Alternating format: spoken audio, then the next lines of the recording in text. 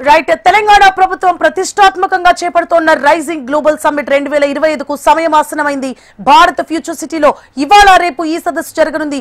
మరిన్ని డీటెయిల్స్ ని మా ప్రతినిధి అశోక్ లైవ్ లో అందించడానికి సిద్ధంగా ఉన్నారు. Ashok,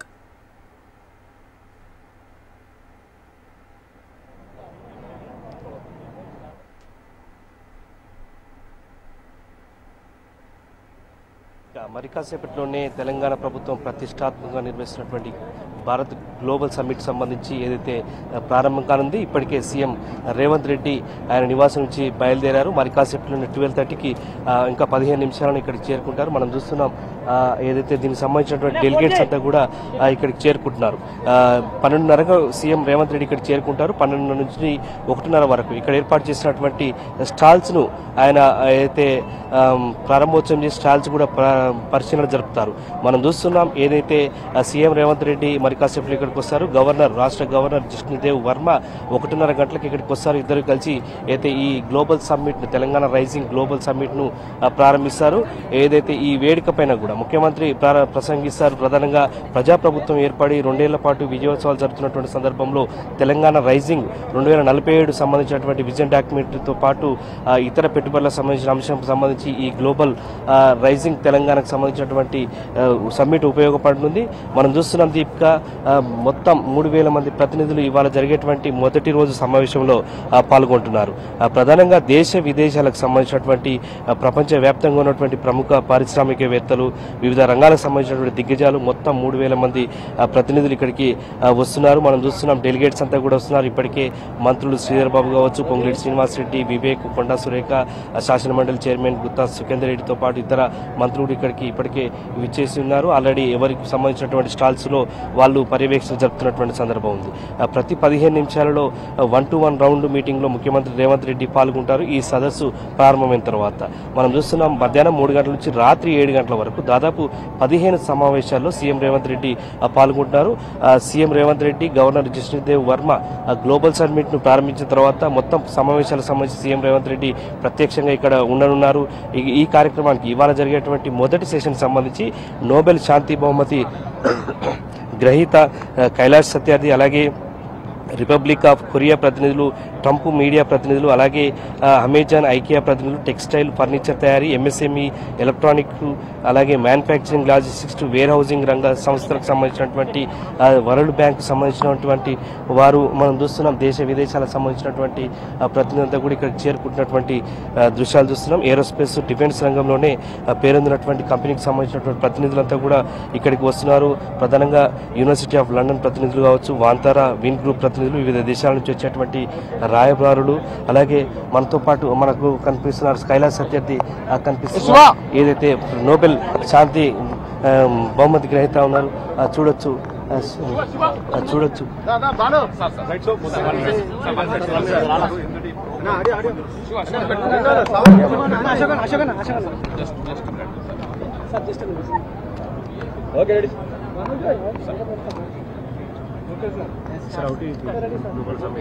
So it's my pleasure to come to attend this very remarkable and historical summit. This is not just a summit for Telangana or just for India. It's a global summit that can shape the new humanity, that can shape the new economy, that can shape the new social development and the social orders. I am thankful to the Chief Minister Revanth Reddy Garu, who has that great vision of 1 trillion economy by 2034 and 3 trillion economy by 2047. So that's a bold vision, and the commitment of the Chief Minister and his government, but also the commitment and collective effort of Telangana's people and the collaboration with the global community will achieve these goals and this vision. Thank you. So మనతో మాట్లాడడం జరిగింది. ఏదైతే తెలంగాణ ప్రభుత్వం ప్రతిష్టాత్మకంగా చేపట్టినటువంటి ఈ global summit చూసాం మనం. నోబెల్ అవార్డు గ్రహీత ఏదైతే కైలాష్ సత్యార్థి కూడా ఇప్పుడే చేరుకున్నారో ఆయన మాట్లాడడం జరిగింది. తెలంగాణ ప్రభుత్వం అత్యంత ప్రతిష్టాత్మకంగా గ్లోబల్ సమ్మిట్ నిర్వహిస్తుంది. దీనికి సంబంధించి కూడా ఆయన విశేష కూడా చెప్పడం జరిగింది. ఏదైతే 2034 కావచ్చు 2047 సంబంధించి $3 ట్రిలియన్ ఎకనామీ లక్ష్యంగా తెలంగాణ ప్రభుత్వం ఈ కార్యక్రమాన్ని నిర్వహిస్తుంది. మొత్తంగా చూస్తున్నాం దేశ విదేశాలకు సంబంధించినటువంటి ప్రతినిధులు, అలాగే వివిధ ఎక్స్పర్ట్స్, ఫైనాన్స్ రంగంలో ఉన్నటువంటి ఎక్స్పర్ట్స్ కావచ్చు, విదేశీ రాయబారులంతా కూడా దాదాపు 44 దేశాల నుంచి 6 ఖండాల నుంచి కూడా ఈ గ్లోబల్ సమ్మిట్కు వస్తున్నారు. ఇవాళ జరిగేటువంటి ఈ మొదటి రోజు సెషన్ మరి కాసేపట్లో సీఎం రేవంత్ రెడ్డి, గవర్నర్ జిష్ణుదేవ్ వర్మ ప్రారంభోత్సవం చేస్తారు. 3000 మంది ప్రతినిధులు ఇవాళ హాజరవుతున్నారు. సో ఇవాళ రాత్రి 9 గంటల వరకు ఇక్కడ కార్యక్రమం ఉంటుంది. 7 గంటల వరకు కార్యక్రమం ముగుస్తుంది. 7 గంటలకు జరిగేటువంటి విందులో కూడా అయితే సీఎం రేవంత్ రెడ్డి పాల్గొంటారు. సీఎం రేవంత్ రెడ్డికి సంబంధించి 15 స్టాళ్లలో 15 సమావేశాలు పాల్గొంటారు. అలాగే ఇవాళ జరిగేటువంటి తొలి రోజు 12 అంశాలపైన కూడా 3 సెషన్లో 4 విభాగాలుగా ఏదైతే మంత్రులతో కూడా సెషన్స్ జరుగుతున్నాయి. దీనికి సంబంధించి కూడా మనం చూడొచ్చు. ఏదైతే ప్రధానంగా తొలి రోజున 12 అంశాలపైన కూడా ఈ చర్చా వేదిక ఏర్పాటు చేశారు. వివిధ రంగాల నిపుణులు విభిన్న అంశాలపై ఇందులో చర్చిస్తారు. సంబంధిత శాఖల మంత్రులు అలాగే ఆ రంగాలకు సంబంధించిన నిపుణులు కూడా ఇందులో పాల్గొంటారు. తొలి రోజు ఇవాళ జరిగేటువంటి ఈ కార్యక్రమంలో 3 గంటల నుంచి 4 గంటల వరకు మొదటి సెషన్ ఉంటుంది. హాల్ నెంబర్ 1లో the just transition into 2047 powering Telangana future, Telangana భవిష్యత్ ఇంధనం గ్రీన్ ఎనర్జీ దిశలో ముందడుగు. హాల్ నెంబర్ 2లో అయితే ఎలక్ట్రిక్ వాహనాలు, నాన్ ఎమిషన్ టెక్నాలజీ, అలాగే హాల్ నెంబర్ 3లో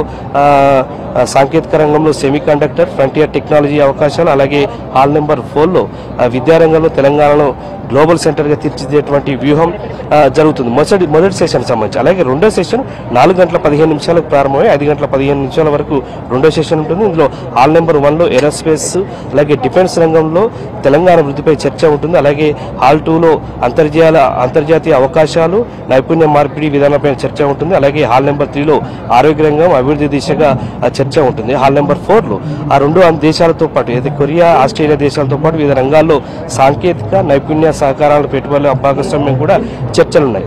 ఇక 3వ సెషన్ సంబంధించి చూసినట్లయితే ప్రధానంగా సాయంత్రం 5:30 నుంచి 6 గంటల వరకు 3వ సెషన్ ఉంటుంది. ఇవాళ అయితే హాల్ నెంబర్ 1లో ఆసియా దేశాలతో ఆర్థిక భాగస్వామ్యంపై చర్చ ఉంటుంది. అలాగే హాల్ నెంబర్ 2లో గిగ్ వర్కర్స్, డిజిటల్ ప్లాట్ఫామ్ ఉద్యోగాల భవిష్యత్తు పైన చర్చ ఉంది. హాల్ నెంబర్ 3లో మనం చూస్తున్నాం అయితే రైతుల ఆదాయం పెంచేటువంటి దిశగా వ్యూహాలపై చర్చ ఉంటుంది.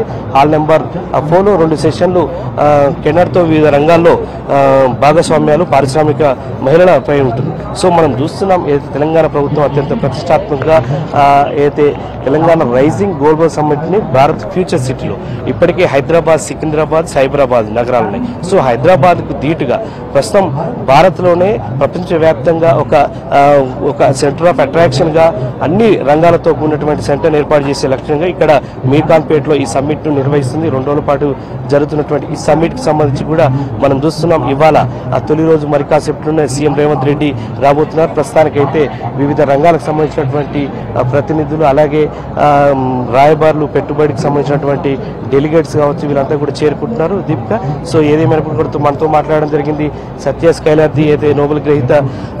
ఈ సమ్మిట్ సంబంధించి ఖచ్చితంగా తెలంగాణ విజన్ సంబంధించి ఉపయోగపడబోతుంది. సీఎం రేవంత్ రెడ్డి చాలా కృత నిశ్చయంతో ఈ కార్యక్రమాన్ని ఏర్పాటు చేశారు. ఆయన బెస్ట్ విషెస్ కూడా అందించారు. సో ఏది ఏమైనప్పుడు కూడా మరి కాసేపు 12:30కు సీఎం రేవంత్ రెడ్డి చేరుకుంటారు. ఆ తర్వాత గవర్నర్ ఇద్దరు కలిసి కూడా ఈ సమ్మిట్ ను తొలి రోజు ప్రారంభిస్తారు. సీఎం రేవంత్ రెడ్డి మొత్తం 15 సెషన్లో పాల్గొని 15 సెషన్ దీపిక. అశోక్, అయితే తెలంగాణ రైజింగ్ గ్లోబల్ సమ్మిట్ అంటే 3 ట్రిలియన్ల ఆర్థిక వ్యవస్థ లక్ష్యంగా నిర్వహిస్తున్న ఈ సమ్మిట్ ప్రస్తుతం అయితే 44 దేశాల ప్రతినిధులు, ఇంతమంది ప్రతినిధులు హాజరవుతున్నారు. అయితే టార్గెట్ చూస్తే చాలా పెద్దగా ఉంది. ఈ గ్లోబల్ రైజింగ్ సమ్మిట్ ఏదైతే ఉందో ఇది ప్రతి సంవత్సరం కొనసాగించే అవకాశాలు ఉంటాయా ప్రభుత్వం అంటే ముందు ఆలోచనలు? ఎందుకంటే ఒక్కసారితో టార్గెట్ రీచ్ అయ్యే అంశం అయితే కాదు ఇది. సో 3 ట్రిలియన్ వ్యవస్థ, ఆర్థిక వ్యవస్థ లక్ష్యంగా ఉన్నారు అంటే ఈ సమ్మిట్ ఏదైతే ఉందో గ్లోబల్ సమ్మిట్ ప్రతి సంవత్సరం నిర్వహించే విధంగా ప్రభుత్వం ఏమైనా ఏర్పాట్లు చేసుకుంటోందా? అంటే ఒక్కసారి ప్రతినిధులు వచ్చి ఒక్కసారి మాట్లాడుకొని దానికి సంబంధించిన ఏర్పాట్లు ఏవైతే ఉన్నాయో అది ఒక్క సెషన్ తో, అంటే ఒక్కసారి మీటింగ్ తో పూర్తయ్యే అంశాలు అయితే కాదు ఇవి. సో దీనికి సంబంధించి ఎలాంటి ప్రణాళికలు రూపొందించే అవకాశాలు ఉన్నాయి ప్రభుత్వం?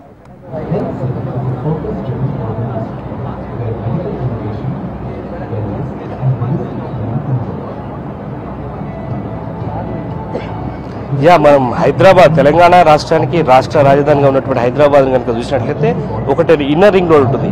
ఎల్బీ నగర్, ఉప్పలు ఇవేని చూసుకుంటే ఇన్నర్ రింగ్ రోడ్ చెప్తారు. అత్తాపూర్ ఆరంగార్ నుంచి అయితే రాజేంద్ర నగర్ మీద అత్తాపూర్ మీదకి ఉన్నటువంటి దాని ఇన్నర్ రింగ్ రోడ్ అంటారు. ఆ తర్వాత ఉన్నదాన్ని ఔటర్ రింగ్ రోడ్గా చెప్తారు. ఔటర్ రింగ్ రోడ్ మనం చూసిన ఔటర్ రింగ్ రోడ్ వరకు కూడా హైదరాబాద్ పూర్తి స్థాయిలో అభివృద్ధి చెందింది. హైదరాబాద్, సికింద్రాబాద్, సైబరాబాద్ తర్వాత ఇది ఫ్యూచర్ సిటీగా ఎందుకు చెప్తున్నారంటే రీజనల్ రింగ్ రోడ్కు ఔటర్ రింగ్ రోడ్కు మధ్యన ఇక్కడ మీర్ఖాన్పేటలో 30,000 ఎకరాల్లో ప్రభుత్వం చేపట్టబోయేటువంటి ఫ్యూచర్ సిటీకి సంబంధించి దీన్ని గ్లోబల్ సమ్మిట్ ఏర్పాటు చేసి ఇక్కడ ఫ్యూచర్ సిటీ, భారత్ ఫ్యూచర్ సిటీగా నామకరణం చేయడం జరిగింది. తెలంగాణకు సంబంధించి ఆర్థిక దిక్సూచిగా ఈ సిటీని తెలంగాణ ప్రభుత్వం తీసుకుంది. దీనికి సంబంధించి సీఎం రేవంత్ రెడ్డి మనం చూస్తున్నాం ప్రత్యక్షంగా ఇక్కడ పలుమార్లు పరిశీలన జరిపి నిన్న కూడా ఆయన ఇక్కడికి రావడం జరిగింది.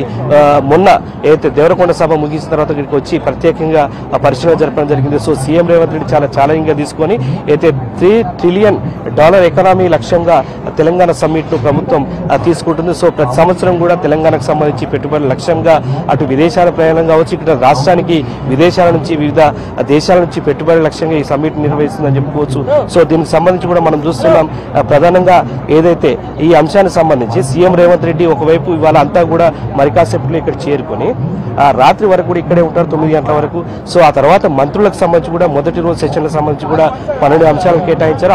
సంబంధించినటువంటి శాఖలకు సంబంధించిన అంశాలు కూడా 12 సెషన్లో జరగబోతున్నాయి. సో 4 విడతలుగా జరగబోతున్నాయి. దీనికి సంబంధించి కూడా మంత్రులు కోఆర్డినేట్ చేయబోతున్నారు. తొలి రోజు సంబంధించినటువంటి ఈవాల్ సంబంధించి తెలంగాణ ఈ విద్యుత్ సంబంధించినటువంటి విషయంలో డిప్యూటీ సీఎం, అలాగే ఎమిషన్ టెక్నాలజీ సంబంధించి ఎలక్ట్రికల్ వాహనాలకు సంబంధించి పొన్నం ప్రభాకర్, అలాగే టెక్నాలజీ సంబంధించి సెమీ కండక్టర్లు, ఇతర అంశాలకు సంబంధించి సాంకేతిక రంగంలో వచ్చేటువంటి నిర్ణయాలు మార్పులకు సంబంధించి శ్రీధర్ బాబు, అలాగే విద్యారంగానికి సంబంధించి మంత్రి దామోదర రాజనరసింహ, ఏరోస్పేసెస్ డిఫెన్స్ రంగాల్లో తెలంగాణ వృద్ధిపై చర్చ కోసం మంత్రి ఉత్తమ్ కుమార్ రెడ్డి, అలాగే అంతర్జాతీయ అవకాశాల నైపుణ్యాల మార్పిడికి సంబంధించి ఈ అంశాలపైన కూడా ఇవాళ చర్చ జరుగుతుంది. సో మొత్తంగా చూసినట్లయితే తెలంగాణకు సంబంధించి ప్రధానంగా మనం చూస్తున్నాం దీపిక అయితే హైదరాబాద్ సంబంధించి ఎంత వేగంగా అభివృద్ధి చెందుతుందో హైదరాబాద్, సికింద్రాబాద్, సైబరాబాద్ ఈ 3 అంశాల తర్వాత ప్రస్తుతం ఫ్యూచర్ సిటీ, భారత్ ఫ్యూచర్ సిటీగా నామకరణం చేశారు.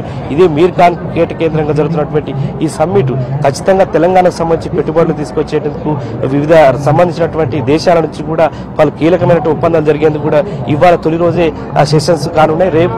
రేపు సాయంత్రం వరకు కూడా ఈ సెషన్స్ ఉంటాయి. ఆ తర్వాత పబ్లిక్ 3 రోజుల పాటు అలర్ట్ చేస్తున్నారు. సో ఏదేమైనప్పుడు కూడా తెలంగాణ ప్రభుత్వం అత్యంత ప్రతిష్టాత్మకంగా ఈ సమ్మిట్ ను నిర్వహిస్తుంది. మరి కాసేపట్లోనే సీఎం రేవంత్ రెడ్డి ఇక్కడికి రాబోతున్నారు. అలాగే గవర్నర్ జిష్ణుదేవ్ వర్మ ఇక్కడ ప్రారంభోత్సవం చేస్తారు. అయితే మనం చూస్తున్నాం పొంగులేటి శ్రీనివాస్ రెడ్డి ప్రస్తుతం దగ్గరుండి ఏర్పాట్లకు సంబంధించి కూడా ఆయన ఇక్కడ పరిశీలన జరుపుతున్నారు. పొంగులేటి శ్రీనివాస్ రెడ్డి ఈ సమ్మిట్ సంబంధించి శ్రీనివాస్ రెడ్డి సార్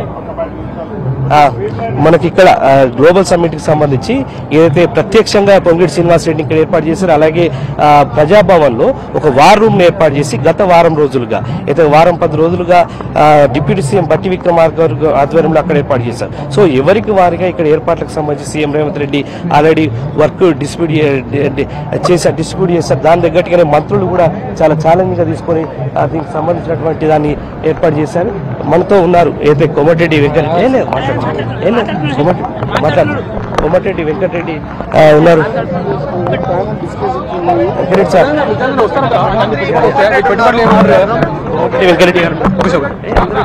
పెట్టుబడులు వస్తాయి, అది వస్తాయి అంటే మీరు ఎప్పుడు కూడా కళలు పెద్దగా జనాలి. 2034 వరకు 1 ట్రిలియన్ ఎకానమీ, 47 3 ట్రిలియన్ ఎకానమీ ఒక గోల్ పెట్టుకొని ముందుకు పోతున్నాం.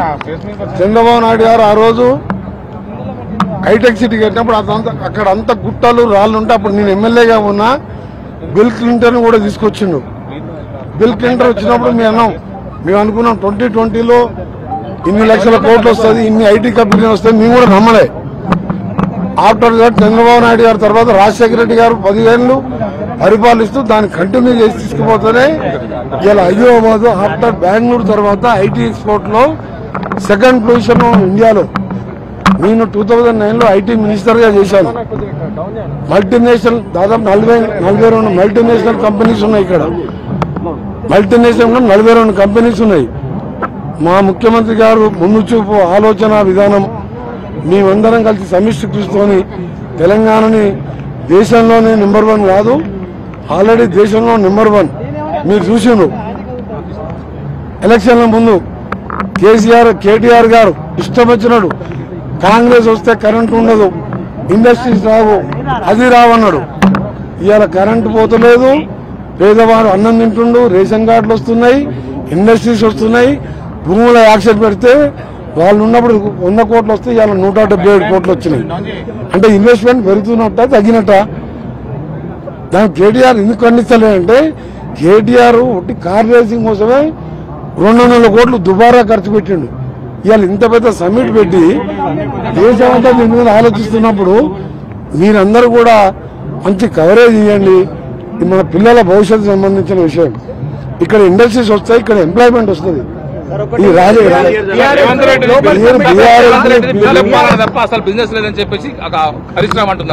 హరీష్ రావు కేటీఆర్ కు ఇద్దరికి మాటలు కూడా లేవు. మీకు ఇంకా సంగతి తెలియదు. వాళ్ళిద్దరు పేరు తీసుకొచ్చి మా నోరు ఖరాబ్ ఎందుకు మీరు ఇస్తారు? మీవేదో మంచి ఉద్దేశంతో తిరిగి ఇవాళ ఇక్కడ వస్తే మేము ఎన్ని కంపెనీలు వస్తున్నాయో మాకు అన్ని తెలుసు. మాకు ముఖ్యమంత్రి గారు రోజు మాట్లాడుతూనే ఉంటారు. మేము ఒకనే బీఆర్ఎస్, మేము పార్టీ పేరు టీఆర్ఎస్కి వెళ్ళి బీఆర్ఎస్ మార్చినప్పుడే పార్టీ క్లోజ్ అయిందాను అన్నట్టే 23లో ఎలక్షన్లో ఓడిపోయింది. పార్లమెంట్లో 0 సీట్స్ వచ్చినాయి, సర్పంచ్లో 0 సీట్లు, ఒక అభ్యర్థి లేడు. ఆ పార్టీ గురించి ఆ నాయకుల గురించి మీరు ఎందుకు క్వశ్చన్లు అడుగుతున్నారు? మీరు ఈ సమ్మిట్ వాళ్ళు మద్దతు చేస్తారా?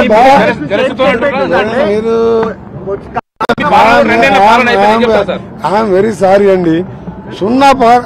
10 ఏళ్ళ అధికారం ఎన్నోడు మొత్తం పార్లమెంట్ రాలేదు, అది ఒక పార్టీ ఉన్నట్టు లెక్క. నీవు 2వ ఓడిపోయి 2వ ముఖ్యమంత్రి అయ్యిండు. మిస్టర్ కేసీఆర్ 2వ ముఖ్యమంత్రి అయిన 3 నెలల పార్లమెంట్ ఎలక్షన్ జరిగితే నామినేషన్ వేసి 5 రూపాయలు ఖర్చు పెట్టకుండా నేను, రేవంత్ రెడ్డి, ఉత్తమ్ కుమార్ రెడ్డి 3 పార్లమెంట్ సీట్లు గెలిచినాం. That is the party. Congress అంటే అది. నేను చెప్పేది వినండి. బీఆర్ఎస్ 10 ఏళ్ళ అధికారం ఉన్నా ఒక్క సీటు గెలవలేదంటే పార్టీ ఉన్నట్ట? మీ ఉద్దేశంలో పార్టీ ఉందని మీరు అనుకుంటున్నా? వాళ్ళు పేపర్ టీవీలలో మాట్లాడితే మీకు వార్తలు కావాలి, వాళ్ళకి టీవీలలో ఉంటే మనం ఉన్నావా అంటే ఉన్నట్టు. అరే రెండు సిట్టింగ్ స్థానాలు, ఇద్దరు వాళ్ళ అభ్యర్థులే, చనిపోతే 2 అభ్యర్థులను గెలిపించుకోలే. బీఆర్ఎస్ ఎక్కడ? నేను ఆ రోజు చెప్పిన పార్టీ మార్చడం కేసీఆర్, నీ పార్టీ లేదు. కేసీఆర్, బీఆర్ఎస్, టీఆర్ఎస్ అనేది గతం. ఫ్యూచర్ లో మీ చరిత్రలో మీ పేరు ఉండదు. తెలంగాణ ఇచ్చిన సోనియా గాంధీతో పాటు కాంగ్రెస్ పార్టీనే 20 ఏళ్ళ అధికారంలో ఉంటది. నేను ఆ రోజు చెప్పిన అందరికి ఆహ్వానం పంపినాం. అన్ని రాష్ట్రాల ముఖ్యమంత్రి ఆహ్వానం పంపినాం. నేను ఐటీ మినిస్టర్ గా చెప్తున్నా, బెంగళూరు కూడా త్వరలో బెంగళూరు కూడా బీట్ చేస్తాం. నేను చంద్రబాబు నాయుడు గారిని కలిసినప్పుడు దాదాపు 1:40 నిమిషాలు ఇద్దరం కూర్చొని డిస్కస్ చేసినామంటే ఆయన హైదరాబాద్ మా గ్లోబల్ సమ్మిట్ మీద ఎంత ఇంట్రెస్ట్ ఉందో మీరు అర్థం చేసుకోవాలి. ఆయన తెలుసుకొని ఆయన ప్లాన్, ఆయన ప్రోగ్రామ్ చూసుకొని చెప్తానని చెప్పాను. కేసీఆర్ అసెంబ్లీకి వస్తున్నాడు, ఆరోగ్యం బాగాలేనప్పుడు ఎట్లా చెప్తాం మనం? ఇక నువ్వు వాళ్ళ గురించి మాట్లాడే ఎందుకు మా ఆరోగ్యం ఖరాబ్ చేస్తాము? సమ్మిట్ ప్రతి సంవత్సరం ఉండదు. ఇది ఆల్రెడీ ఒక స్టేజ్కి వెళ్ళిపోయింది. ఇక్కడ మీరు 1 ఇయర్ తర్వాత మీరే చెప్తారు రిజల్ట్. నిన్నటి వరకు 7th వరకు ఒక తెలంగాణ, రూరల్ తెలంగాణ, రేపటికి వెళ్ళి 10th కలిగి కోర్ అర్బన్ తర్వాత ఆ తర్వాత అగ్రికల్చర్ ఎట్లా మారుతుందో మీరు చూస్తారు. నేను 6 సార్లు 5 టైమ్స్ ఎమ్మెల్యే, 2వ మినిస్టర్, ఐటీ మినిస్టర్గా చేసిన, అండ్ ఒకసారి మెంబర్ ఆఫ్ పార్లమెంట్ లోక్సభ చేసిన. మీరు చెప్తూనే ఉండండి, ఇక్కడ బీఆర్ఎస్ బీజేపీ పార్టీలు లేవు. మీరు ఒకటే గుర్తుపెట్టుకోండి. మళ్ళీ ఈ ఈవెంట్ ఏదో చేయడానికి కాదు. ఇవాళ మాకు ఎంతమంది వస్తున్నారు కంపెనీలు ఇక్కడ పెట్టడానికి, ఎంతమందికి ఎంప్లాయ్మెంట్ వస్తుంది, రాష్ట్ర జీడిపి ఇవాళ మనదెంత ఉంది, ఆంధ్ర ఎంత ఉన్నది, వేరే స్టేట్ మీరు కంపేర్ చేసుకోండి. దయచేసి మీరు పాజిటివ్ వేలో కవర్ చేసుకుంటూ వచ్చిన వాళ్ళందరి మీద నేనంటే ఓపిక ఉంది కాబట్టి సీనియర్ నాయకునిగా